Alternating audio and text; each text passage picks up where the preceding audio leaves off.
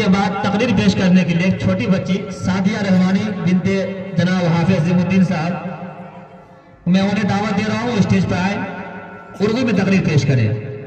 ये 26 जनवरी है क्या, आज आप एक बच्चे की जुबान से सुनेंगे।